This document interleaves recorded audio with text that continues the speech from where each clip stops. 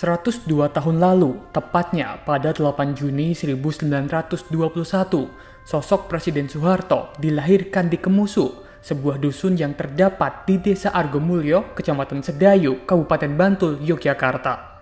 Soeharto menjadi Presiden Indonesia dengan masa jabatan terlama, yaitu mencapai 31 tahun. Soeharto lahir dari pasangan Kertosudiro dan Sukirah, keluarga petani desa yang tidak memiliki sejengkal tanah sawah, namun tidak disangkanya bisa menjadi bapak pembangunan dan Presiden Republik Indonesia. Ayah Soeharto yang bernama Kertosudiro adalah ulu-ulu atau petugas desa pengatur air yang bertani di atas tanah lungguh atau tanah jabatan selama beliau memikul tugasnya itu. Soeharto merupakan anak ketiga Kertosudiro dari pernikahan dengan Sukirah yang merupakan istri keduanya. Di rumah sederhana yang berada di pekarangan sang kakek Kertoirono, Presiden Soeharto dilahirkan. Rumah sederhana berdinding anyaman bambu menjadi saksi lahirnya seorang pemimpin negara yang bahkan menjabat sebagai Presiden Indonesia dengan periode terlama. Kini, tanah tempat lahirnya Soeharto telah dipugar menjadi sebuah museum bernama Memorial Jenderal Besar H.M. Soeharto. Museum ini didirikan pada 2013 oleh Probo Sutejo, yaitu adik kandung Presiden Soeharto. Berdiri di bekas rumah Ibu Soeharto, kompleks ini terdiri dari pendopo joglo, memorabilia, serta petilasan Soeharto.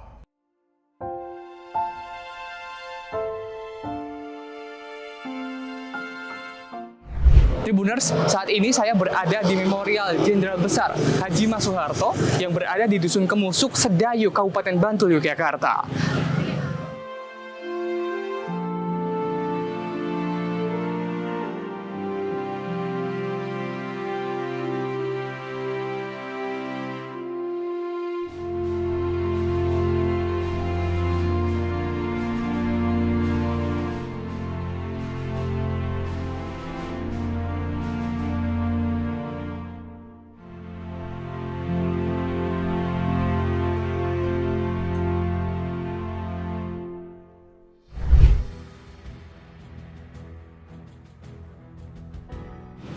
Masih di dalam Memorial Jenderal Besar H.M. Soeharto terdapat petilasan di mana merupakan tempat Ibu Sukriah, yakni ibunda dari Pak Harto, melahirkan sang Presiden kedua Republik Indonesia. Di petilasan ini terdapat bekas pondasi rumah asli di mana menjadi saksi tempat lahirnya Presiden Republik Indonesia kedua, yakni Pak Soeharto. Dahulunya di rumah ini terdapat bangunan berupa tembok yang terbuat dari batu bata setinggi sekira 1 meter dan dinding yang ke atas merupakan dari gedek atau anyaman bambu. Untuk saat ini bangunannya sudah tidak ada, namun akhirnya dari pihak keluarga mendirikan sebuah pendopo sebagai gambaran seperti apa luasnya rumah Pak Harto zaman dahulu.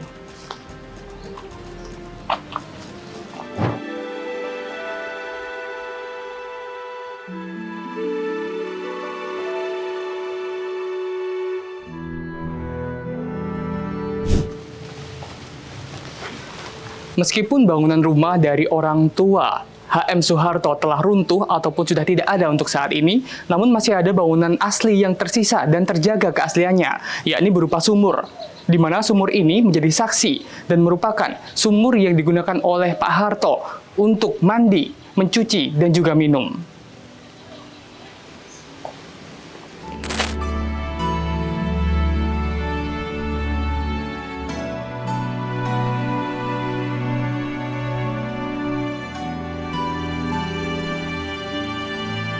Tribuners, saat ini saya sudah bersama dengan Bapak Gatot Nugroho selaku Kepala Museum Memorial Jenderal Besar H.M. Soeharto. Selamat siang, Pak Gatot. Selamat siang, Mas Alvin. Iya, Pak Gatot, ini mungkin bisa ceritakan sedikit Pak tentang sebenarnya apa sih ini si Memorial Jenderal Besar H.M. Soeharto ini, Pak? Museum Memorial Jenderal Besar Haji Mas Soeharto ini adalah museum yang dibangun karena disinilah dulu tempat lahirnya anak desa, anak bangsa, namanya Soeharto, yang kemudian atas ridho dari Allah Subhanahu wa Ta'ala bisa menjadi Presiden Republik Indonesia yang kedua. Karena tempat lahirnya kemudian dibangunlah Museum Memorial Jenderal Besar Haji Soeharto. Baik, museum ini dibangun tepat di kawasan yang merupakan bekas rumah tinggal Pak Harto ya Pak ya? Ya. Termasuk tempat Pak Harto lahir ya Pak ya? Ya. Baik. Jadi museum ini yang membangun adalah adik beliau, namanya Bapak Haji Probostedjo.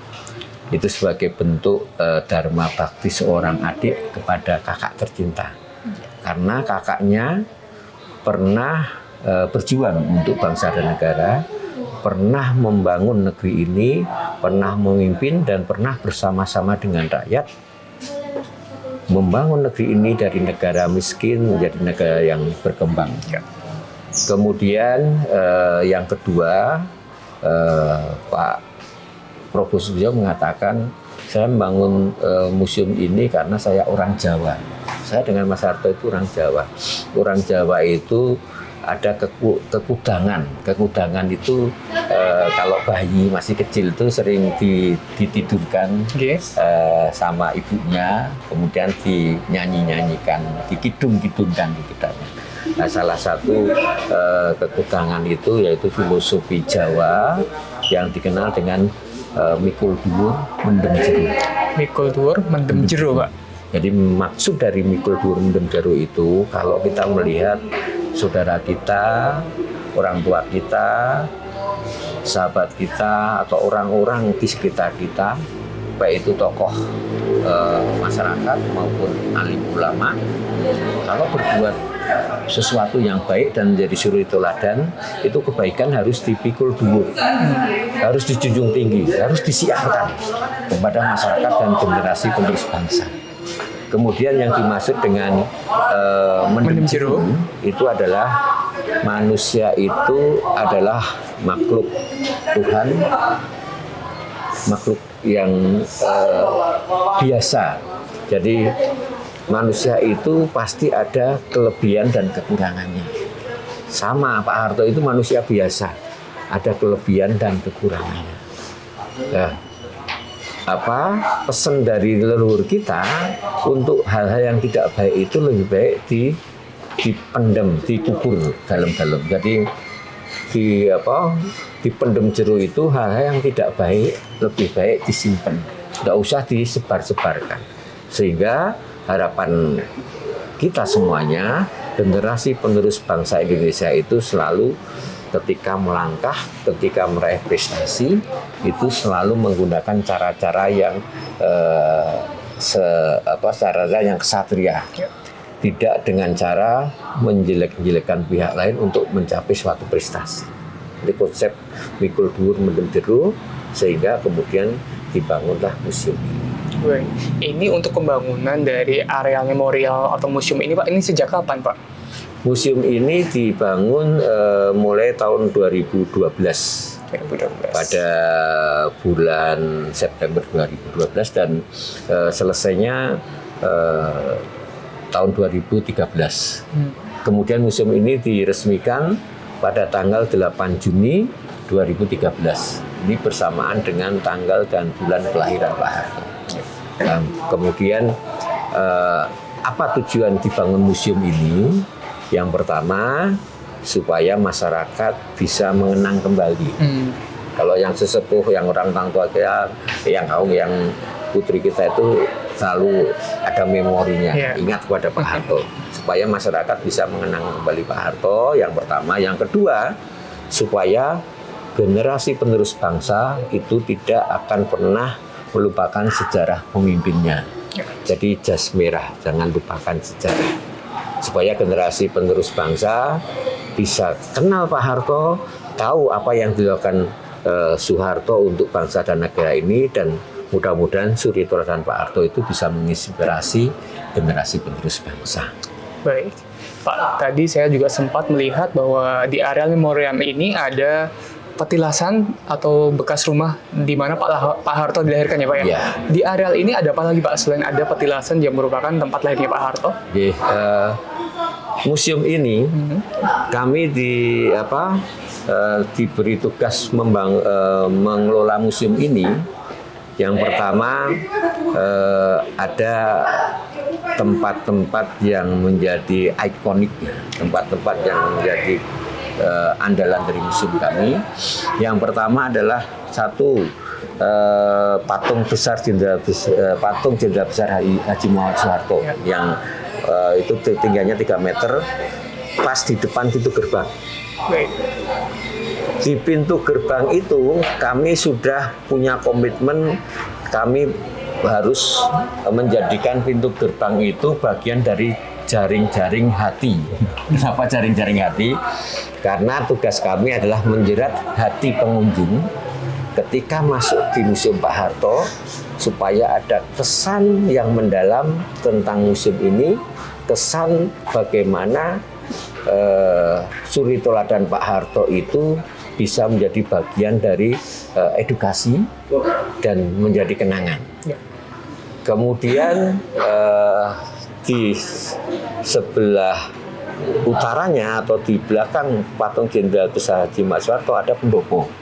Pendopo utama inilah yang kemudian kami katakan setelah ada jaringnya, nah disitulah kita olah untuk masyarakat dan generasi penerus bangsa itu selalu ingat ketika berada di Museum Pak Harto.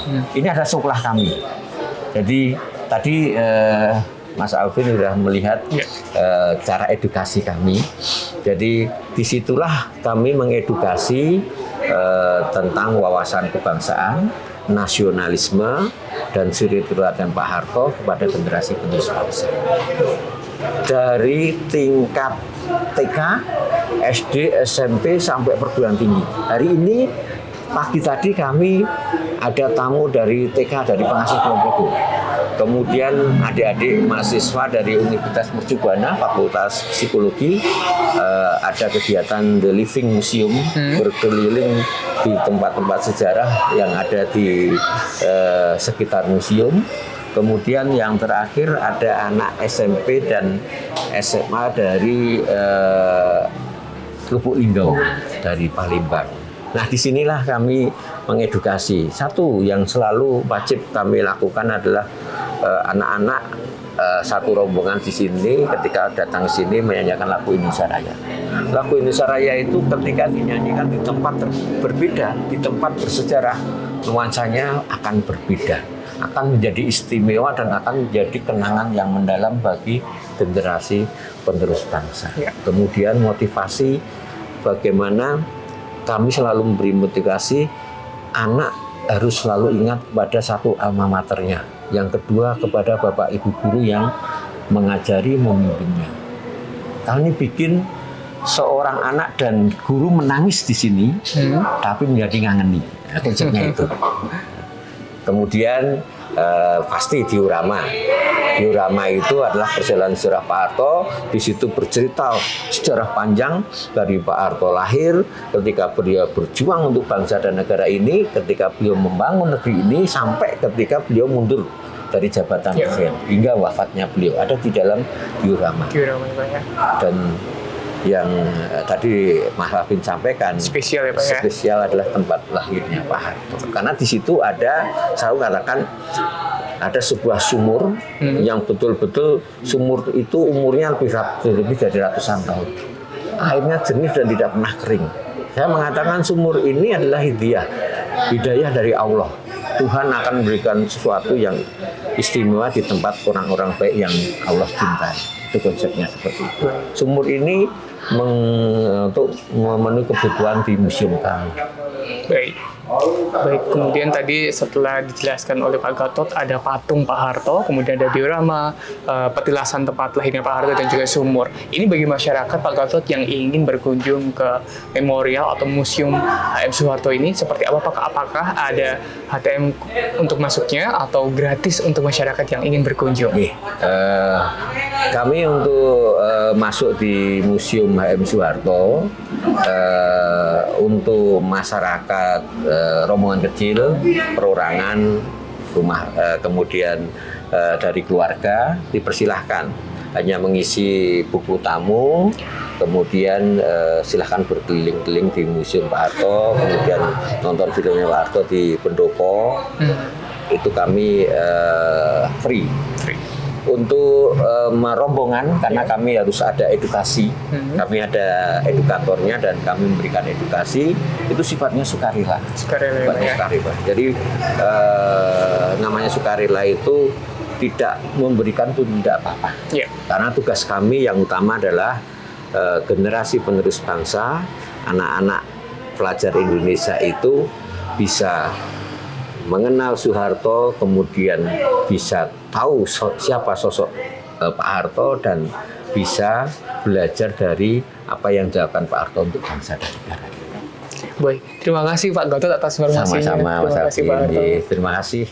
Sebagaimana anak-anak desa dari keluarga petani pada umumnya, masa kecil Soeharto dikatakan hidup dengan penuh kesederhanaan. Pada usia sekitar 6 hingga 7 tahun, Soeharto mulai mengenyam pendidikan di sekolah rakyat Tiwir. Kemudian pada usia 8 tahun, Soeharto disekolahkan di sekolah desa atau SD Puluhan, Godean, Bantul, Yogyakarta. Namun, pasca kedua orang tuanya bercerai dan sang ibu menikah kembali, Soeharto pun lantas pindah sekolah seiring sang ibu yang berpindah domisili mengikuti suami barunya.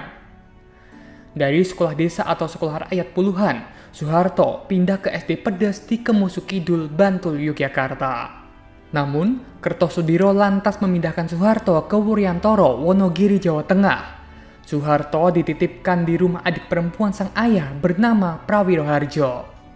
Soeharto merasa bersyukur karena bibi dan pamannya Prawiro Harjo menganggapnya sebagai anak kandungnya sendiri. Ia pun mendapat pendidikan yang menurut Soeharto lebih baik dibandingkan sebelumnya. Ilmu pertanian juga didapat oleh Soeharto dari Prawiro Harjo yang seorang mantri tani dan pernah menerima penghargaan dari bupati. Tribuners, saat ini saya berada di SD Negeri Puluhan, Sedayu, Bantul, Yogyakarta. SD ini pada zaman dahulu bernama Sekolah Rakyat dan menjadi sekolah tempat Presiden Soeharto menuntut ilmu. Sebagai anak desa, Soeharto lekat dengan sawah dan kerbau. Soeharto yang merupakan cah angon atau pengembala kerbau sering menghabiskan waktunya di sawah sepulang sekolah. Dalam asuhan sang kakek, Soeharto tumbuh menjadi seorang pengembala. Sejak masih bayi, Soeharto sudah sering diajak sang kakek ke sawah karena sang ibu sakit dan tak bisa merawat Soeharto. Soeharto cilik sangat gemar naik garu yang ditarik kerbau serta main lumpur di persawahan. Di sawah, Soeharto kecil juga suka sekali mencari belut yang kemudian dimasak untuk lauk makannya. Sawah, kandang, dan kubangan tempat Soeharto memelihara kerbau-kerbaunya hingga kini masih ada di desa Kemusu. Kerbau-kerbau yang merupakan keturunan kerbau yang dikembala oleh Soeharto kini dipelihara oleh pihak keluarga di lokasi tempat dahulu Soeharto kecil mengembala. Masa kecilnya Tribuners, Pak Harto dikenal sebagai Cah Angon atau sang pengembala. Setelah pulang sekolah, Presiden Soeharto biasanya mengembala kerbaunya, dan di sini merupakan kandang dari kerbau-kerbau yang dahulunya merupakan yang dipelihara oleh Pak Harto dan keluarganya. Kemudian di sebelah sana terdapat kolam tempat menggunyang atau memandikan para kerbaunya. Sementara untuk mengembala kerbau, Presiden Soeharto biasanya mengembalakannya di sebuah persawahan di area persawahan yang berada di seberang jalan dari lokasi kandang kerbau ini.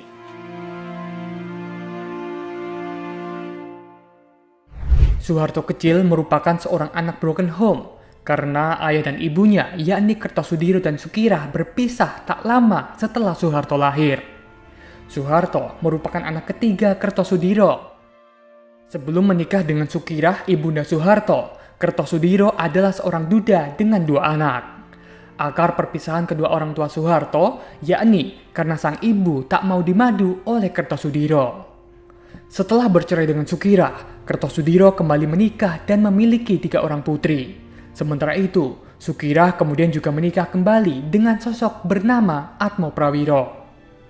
Dari pernikahan dengan Atmo Prawiro, Sukirah dikaruniai 7 orang anak yang menjadi adik dari Soeharto. Uniknya, Kertosudiro dan Atmo Prawiro, yakni mantan suami dan suami baru Sukirah, adalah merupakan tetangga. Tak hanya bertetangga biasa, bahkan rumah keduanya bersebelahan. Rumah ayah kandung dan ayah tiri Soeharto bahkan hanya dipisahkan pekarangan seluas sekitar 2 meter.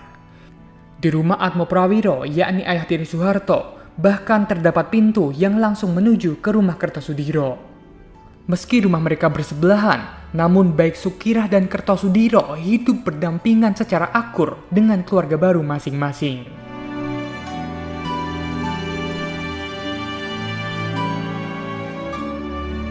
Pasca orang tua Presiden Soeharto, yakni Ibu Sukirah dan Bapak Kertosudiro berpisah, akhirnya Presiden Soeharto pun berpindah mengikuti sang ibu yang telah menikah dengan sang ayah tiri, yakni Atmo Prawiro. Dan inilah rumah Presiden Soeharto selanjutnya.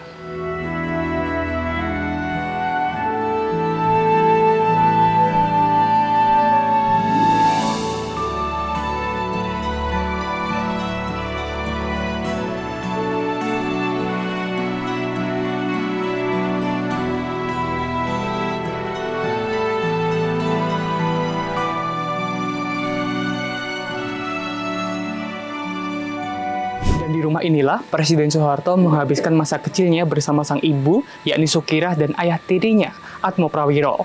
Uniknya, rumah Atmo Prawiro dan juga ayah kandung dari Presiden Soeharto, yakni Kertosudiro, ternyata bersebelahan.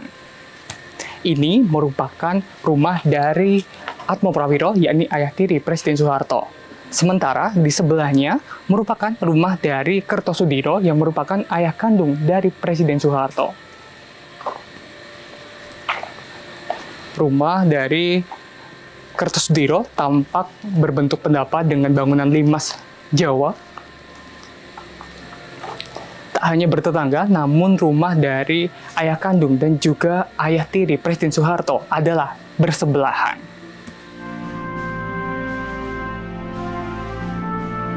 Baik Tribuners, kita mendapat kesempatan untuk masuk ke dalam dari kediaman ayah kandung dari Presiden Soeharto. Dan saat ini saya akan didampingi oleh Pak Sumarno selaku perwakilan dari keluarga ayah kandung Presiden Soeharto. Kita bisa masuk ya Pak? Nih, silakan Pak. Mas. Ya, inilah tempat kelahiran beliau dan tempat kediaman ayah kandung Bapak Soeharto almarhum. Di sini kebetulan ada silsilah-silsilahnya juga. Di samping silsilah, jadi di sini ada gambar-gambar atau foto-foto beliau dari almarhum ayahandanya, yang mana ayahandanya itu pernikahannya 3 kali. Yang pertama punya putra dan putri, 2 bapak melaksanakan perceraian. Setelah bapak cerai, bapak ini kenal sama Ibu Sukirah. Nah, Ibu Sukirah ini siapa? Ibu kandung dari almarhum Bapak Soeharto. Pak Panjang ini siapa? Ayah kandung dari Bapak Soeharto. Jadi pernikahan antara Pak Panjang sama Bu Sukirah melahirkan putra tunggal. Pak Soeharto ya? Ya, setelah itu Bapak dan Ibu Berpisah. Nah, berpisah. Ibu nikah lagi. Bapak pun nikah lagi. Ya, itu istri yang ketiga. Nah, istri ketiga kebetulan punya putra 1, 3 putri. Oh, 3 putri. Sampai akhir hayatnya. Nah, setelah itu kelanjutan demi kelanjutan di sini terpampang tempat peristirahatan waktu kecilnya. Kamar paling pojok. Untuk sementara karena ada beberapa barang yang perlu kita sterilkan, jadi mohon maaf, bukan kita tidak memperkenankan, kita boleh-boleh aja. Cuman kan kita harus izin sama keluarga. Kalau diperkenankan ya saya buka, tapi kalau tidak mohon maaf. Karena sebatas saya di sini, walaupun saya itu ada keterkaitan dari ibu yang ketiga, masih berbaur keluarga dan saudara, alhamdulillah saya juga tetap menjaga amanahnya. Nah, itu di sini ada pengasuh almarhum Bapak Jenderal Besar H.M. Soeharto, Ibu Hangapei sama Ibu Ponirah. Nah, Ibu Ponirah itu siapa? Pak Panjang itu siapa? Pak Panjang adalah ayah kandung dari Pak Harto. Ibu Sukirah adalah bule dari almarhum Bapak Soeharto. Nah, beliau inilah saling seiring sejalan, saling asuh sampai beliau menjadi seorang figur pemimpin bangsa dan negara. Alhamdulillah sampai berjalan 32 tahun, memang itu cukup lama, walaupun banyak perjuangan dan beberapa perihal yang perlu beliau jalankan. Baik. Alhamdulillah, mohon doanya aja kita tetap, walaupun beliau sudah tidak ada, kita tetap panjatkan doanya untuk beliau. Baik. Mudah-mudahan senantiasa diampuni dari kekilapan dan kesalahannya selama hidupnya sampai akhir hayatnya. Apapun yang dia lakukan, mungkin ada kekilapan dan kesalahan, itu kita maafkan. Baik. Itu aja harapan dari keluarga. Di sini juga masih banyak peninggalan-peninggalan yang tetap kita lestarikan dan tidak bisa kita abaikan begitu aja. Baik. Karena saya diberi amanah, ya saya harus konsekuen. Ya. Nah, jangan sampai kita melanggar aturan. Nah, jadi kalau berbicara sejarah, nah inilah sejarah kelahiran almarhum Bapak Soeharto. Pak, mungkin saya ada pertanyaan sedikit Ya. sensitif ini, Pak. Ya. Ini setelah Pak Panjang dan juga Bu Sukira akhirnya berpisah, Ya. kemudian Bu Sukira menikah lagi ya, Pak ya. Begitu. Ya. Ini dengan Pak Atmo Prawiro. Atmo yang Prawiro. merupakan tetangga, bahkan bukan hanya tetangga, Ya. hanya pun bersebelahan, hanya Betul. satu betul. langkah dari Ya, satu langkah. Panjang ya. Ya, ya, betul. Ini yang cukup menarik juga, walaupun Ya. berpisah kemudian menikah lagi dengan tetangga, ini Ya. hubungannya masih akur ya, Pak. Akur, alhamdulillah. Walaupun kita sudah saling berbeda tempat, tapi tetap kita itu sebagai keluarga besar tetap kita jaga, kita lestarikan, dan kita saling mengatur dan menjaga kestabilan, kerukunan kita sebagai keluarga besar. Baik. Itu aja. Saling menjaga nama baik, saling menjaga kredibilitas kedepannya bagaimana supaya ini bisa sinergi. Itu, Mas. Baik, terima kasih Pak untuk Sama-sama, Mas. Baik Tribuners, di belakang saya ada terdapat sebuah pintu, di mana pintu ini adalah pintu kamar dari Presiden Soeharto yang ada di rumah Pak Panjang, yakni ayah kandung Presiden Soeharto.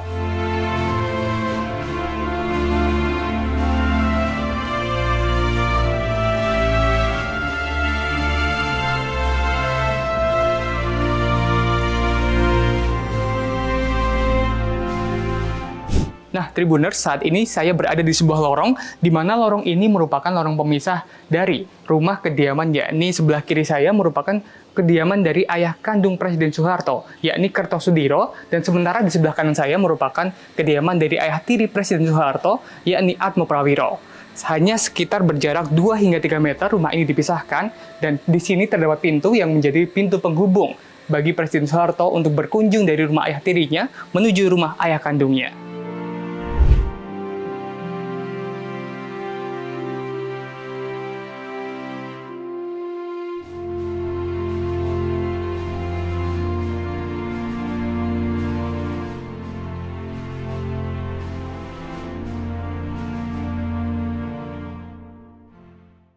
Terima kasih sudah nonton. Jangan lupa like, subscribe, dan share ya.